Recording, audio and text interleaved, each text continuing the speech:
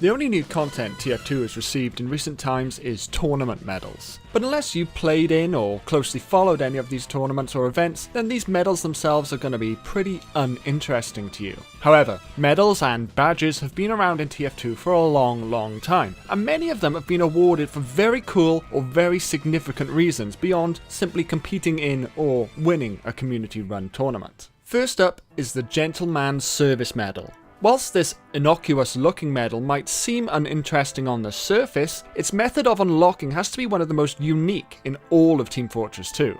In August 2012, the Team Fortress blog started updating with teasers for the upcoming Classless update, featuring multiple new official cosmetics and official maps. These blog posts contained hidden links, and clicking these links would lead you to various in-universe news clippings. One of these news clippings contained itself another hidden link, and that led to a page which looked like this. And the first 11,111 people to visit this page were awarded with a unique in-game item, the Gentleman's Service Medal, and each of these were numbered with the order they were found. Even though 11,111 is a hard limit, it's still a fairly high number, so as a result, these creatively unlocked medals can be traded for the fairly low price of 3 keys. Although, those with low or otherwise interesting numbers, like the ever hilarious 420, can be bartered for in the region of over 100 keys.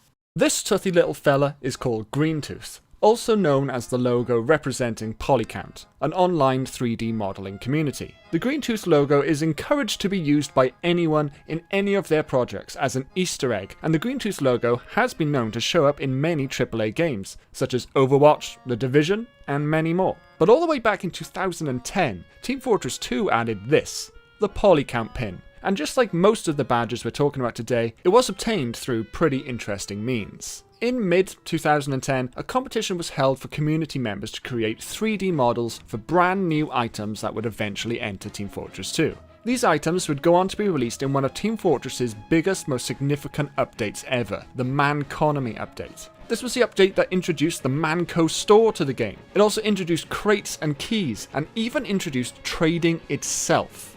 Along with this was 65 new cosmetics and items, many of which were designed as part of this Polycount competition.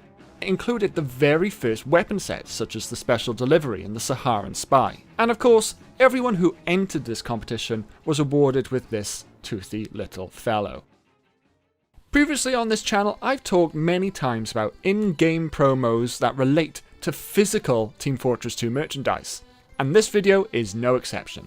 Those who attended the San Diego Comic-Con 2012 had the opportunity to purchase the World War Robot crossover rendition of Portal's Weighted Companion Cube called the Weighted Companion Square. And this physical toy would come along with an in-game promo code for Team Fortress 2, which would give you the Friends Forever Companion Square badge, a badge which looks pretty similar to the physical toy itself. The main significance of this badge is related to the aforementioned Comic-Con, which was the only place that you could purchase this brand new. This toy was only available at a particular convention in a particular year, and only a particular number of people are going to spend the $40 or so on an unusual particular toy. The end result is that there's only around 250 of these badges in the game. It's not the rarest item in the world by any means, but it's pretty interesting nonetheless. Before we move on, I want to take this opportunity to shout out to all the charity badges that exist in Team Fortress 2. All of these shiny medallions have been distributed to players for some involvement in raising money for charity or other gifting generosity.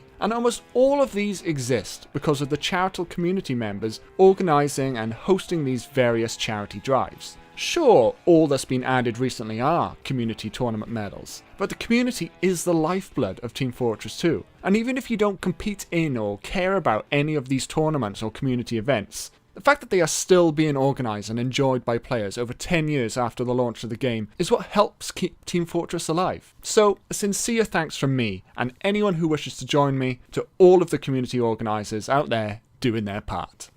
As its name and appearance suggests, the Pastime Miniature Half-Jack is related to the Pastime game mode, which became an official game mode on July 7th, 2016. This official release also introduced the map Warehouse with a brand new name, Brickyard, and it's on this map that you must undertake the following tasks in order to unlock this game mode themed badge. Firstly, go to this area on the red side of the map where you're going to see a guitar and a PDA. While someone is standing on this guitar, a new pastime goal will appear on the other side of the map, and someone has to score in this goal whilst this door is open.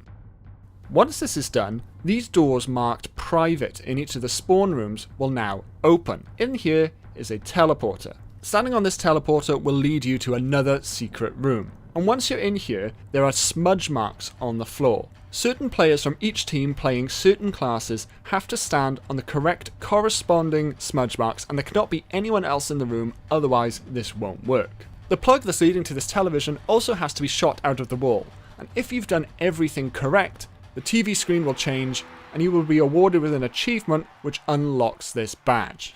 Now bear in mind, this requires not only a ludicrous set of steps, but it also requires players from both the red and the blue team to work together. Now, you can do this achievement on a VAC secured server that you've got admin control over by putting in certain console commands and triggering bots to do all the standing around for you. And whilst that does sort of defeat the purpose of the whole achievement, I find it very unlikely for this achievement to happen organically unless you've got a good group of friends who are all willing to help you out. And those are just some of the coolest badges in Team Fortress 2, and I'm sure there's many more stories out there for many of the other interesting and cool events that have happened over Team Fortress 2's tenure. If you found this video interesting, you might want to check out some of my other videos or hit subscribe to see when I release more. Thanks everyone, and goodbye.